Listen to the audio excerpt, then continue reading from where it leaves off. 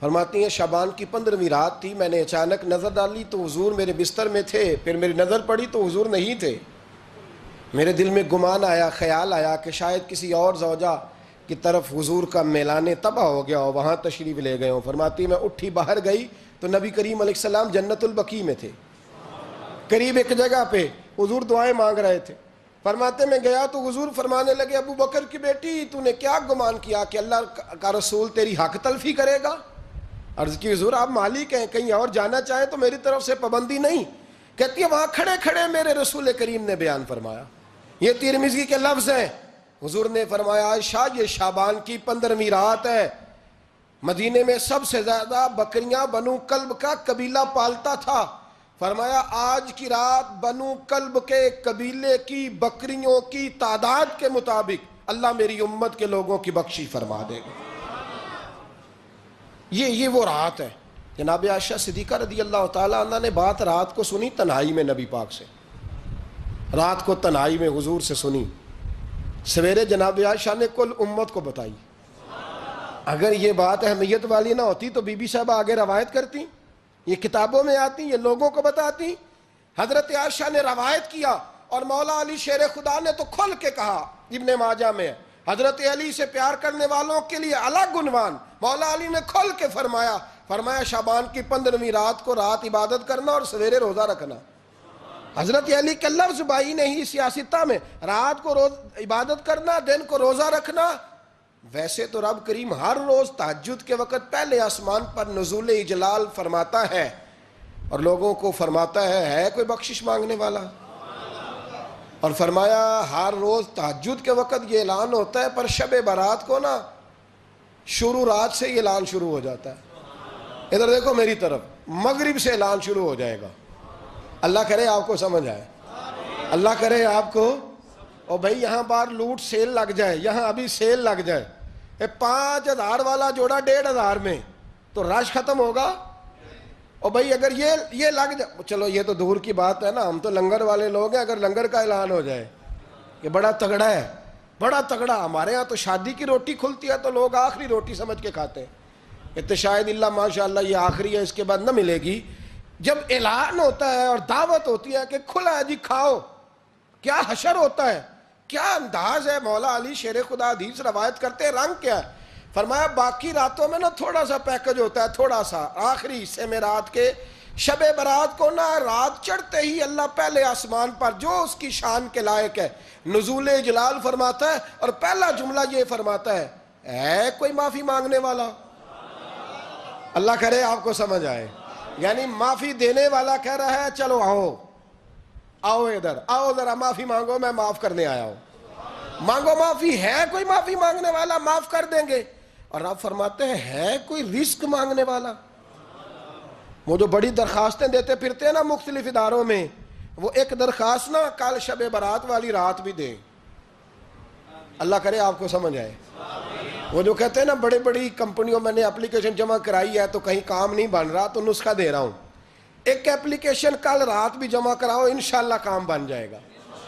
اور میں نہیں کہہ رہا، مولا علی شیر خدا فرما رہے ہیں، اور وہ خود نہیں فرما رہے، وہ نبی پاک کا فرمان نقل کر رہے ہیں، اور وہ رسول اللہ صلی اللہ علیہ وسلم کی بات نہیں بیان کر رہے، وہ کہتے ہیں رب فرماتا ہے کوئی روزی مانگنے والا؟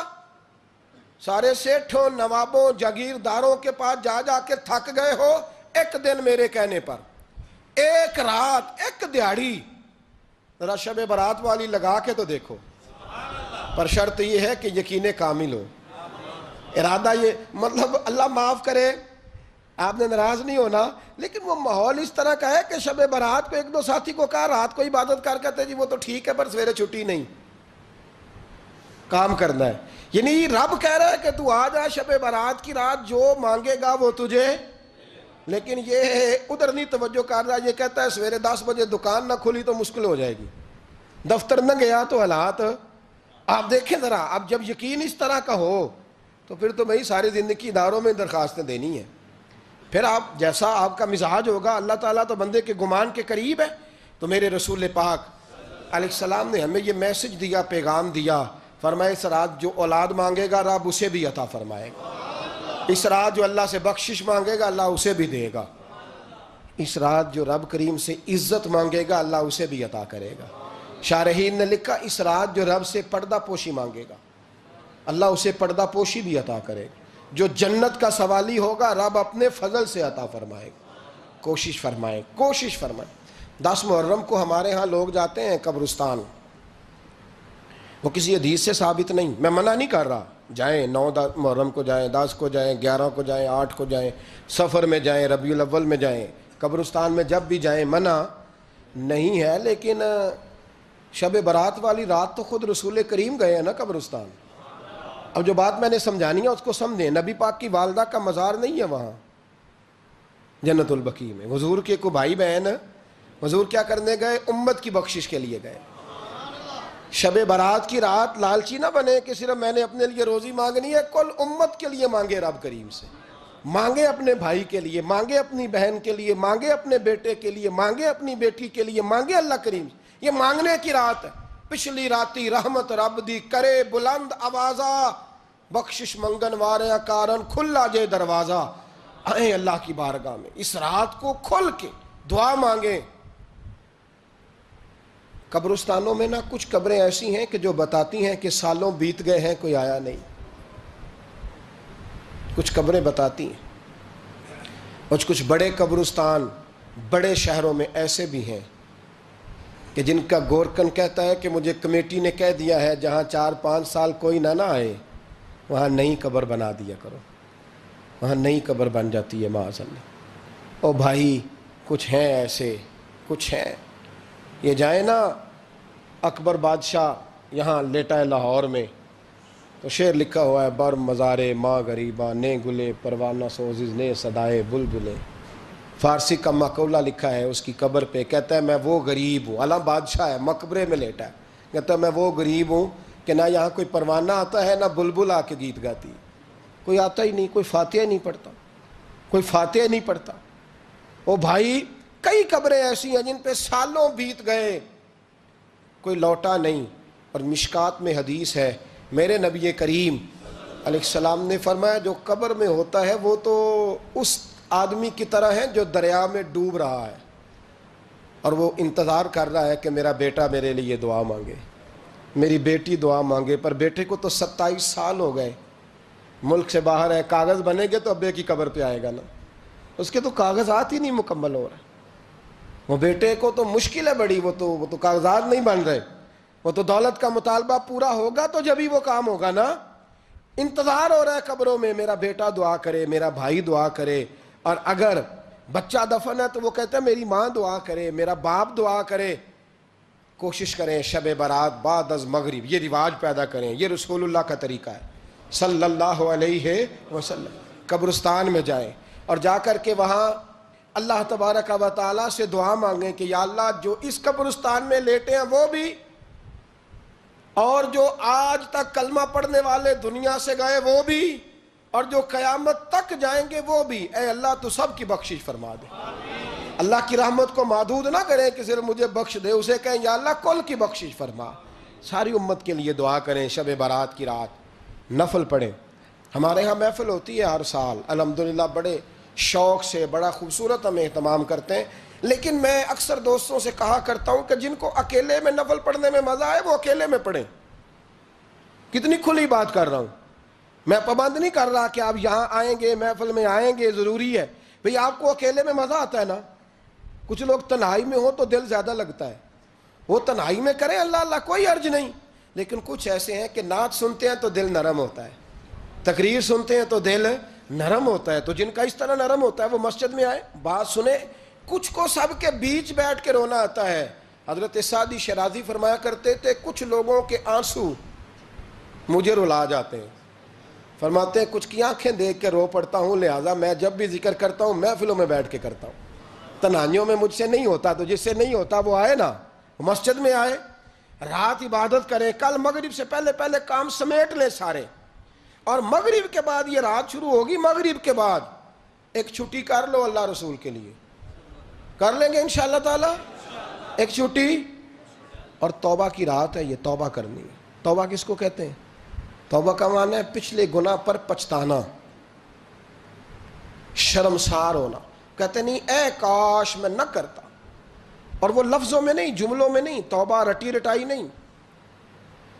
شرمسار ہونا اور آئندہ گناہ نہ کرنے کا پکا ارادہ کرنا، اس کا نام توبہ ہے.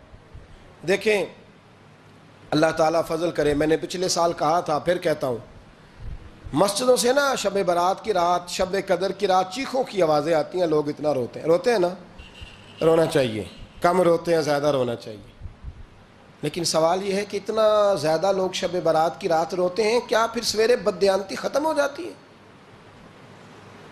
جو رات مسجد میں کھل کے رو کے آیا ہے، اس کا پروگرام ہے نا کہ اب ملاوٹ کبھی نہیں کرے گا، اب گاہکوں سے جھوٹ کبھی نہیں بولے گا، اب وہ بددیانتی کا معاملہ کبھی نہیں کرے گا. لیکن رات روتا بھی رہے اور سویرے پروگرام یہ ہو کہ میں نے پھر لوگوں کو فریب دینا ہے، داؤ لگانا ہے، تو اس نے توبہ کیا رات کے، یہاں بس یہ ایکٹنگ کر کے لوٹ آیا ہے. یعنی بڑی سجا بنا کر کے، سوار کر کے رات توبہ کی. کیا مطلب ہے توبہ کا؟ کہ توبہ آپ نے کی. حضرت حسن بصری سے کسی نے کہا توبہ کیا ہے؟ فرمانے لگے توبہ یہ ہے کہ جس گلی سے رب نے تجھے منع کیا ہے، دوبارہ پھر تو اس گلی میں نظر نہ آئے، تو نظر ہی نہ آئے. اور جس جگہ جانے کا رب نے تجھے حکم دیا ہے، پھر تو دوبارہ وہاں سے غیر حاضر نہ ہو. اگر یہ پروگرام ہی نہیں، ارادہ ہی نہیں. بچے ایک دو مجھے کہنے لگے کل حضرت صاحب توبہ کے موضوع پر ہم نے گفتگو کرنی ہے، تو کوئی باپ بتائے کہاں پہ ہے. کچھ بچے شاگرد ہیں، کچھ مسجدوں میں جمعہ پڑھاتے ہیں. ایک نے مجھ سے کہا، تو میں نے کہا بیٹے پہلے مسجد میں جاؤ، 2 نفل پڑھو، توبہ کرو، توبہ کا ارادہ بناؤ. یہ رسم نہیں ہے. وہ نعت خواں بھی تو توبہ کر لینا جو شب برات کے دن لوگوں کو توبہ کرانے آیا ہے اور 25,000 کا سودا کر کے آیا ہے. تو آج اس کام سے تو توبہ کرنا، یہ نوٹ پھکوانے سے تو توبہ کرنا. یہ رسم ہے. ساری رات توبہ توبہ توبہ توبہ، یہ کیا معنی ہے اس کا؟ کیا مطلب کریں؟ امام غزالی فرماتے ہیں کہ ایک آدمی بادشاہ کا گارڈ تھا، سپاہی تھا، اس کا پہرے دار تھا، نگرانی کرتا تھا، بڑی وفاداری سے نوکری کرتا رہا. بادشاہ نے اسے تنخواہ کے علاوہ بھی بڑا نوازا. اسے بادشاہ نے بڑے الاؤنسز دیے، بادشاہ نے بڑا کچھ دیا، مکان دیا. کچھ سالوں کے بعد بادشاہ کو پتا چلا کہ یہ میرے لیے نہیں آتا تھا، اس کی تو میری کنیز پر نظر تھی. اس نے تو رات کی ڈیوٹی اس لیے لگوائی تھی کہ کنیز پر نظر تھی. تو امام فرماتے ہیں کہ بتاؤ پھر وہ بادشاہ اس کے ساتھ کیا سلوک کرے گا؟ وہ کیا سلوک کرے گا؟ تو لوگ کہنے لگے حضور لگتا یہ ہے کہ وہ نا 4-5 حصوں میں کاٹ کے تو کتوں کے آگے پھینکے گا. آپ فرمانے لگے میرا رب تو بڑا ہی کریم ہے، وہ تو ایسے نہیں کرتا. لیکن بتلاؤ اگر اسے پتا چلے کہ یہ رسم کے لیے آیا ہے، اس کی تو نظر ہی مال پہ ہے، یہ تو سویرے بدلے گا نہیں، یہ تو دھوکہ دے رہا ہے، یہ تو توبہ کرنے آیا ہی نہیں، اس نے تو ڈھونگ رچایا ہے، اسے تو پہلے سے خبر ہے. تو پھر تم کیا امید رکھتے ہو؟ پھر کیا رویہ رکھتے ہو؟ شب برات کی رات دھاڑے مار مار کے رونا اور صبح اسی طرح دھوکہ دینا، اسی طرح فریب کرنا، اسی طرح جھوٹ بولنا، اسی طرح بددیانتی کرنا، اسی طرح لوگوں کو لوٹنا. تو یہ رسم نہیں ہے توبہ. توبہ تو بدل جانے کا نام ہے، توبہ تو پھر سنور جانے کا نام ہے. توبہ تو اس طرح ہے جس طرح حضرت ابراہیم ابن ادھم نے کی تھی. وقت کے بادشاہ تھے، بادشاہ جب توبہ کی تو پھر ہر چیز چھوڑ دی، پھر مال لوگوں میں بانٹ دیا اور پھر ٹاٹ کا لباس پہن کر زندگی گزاری.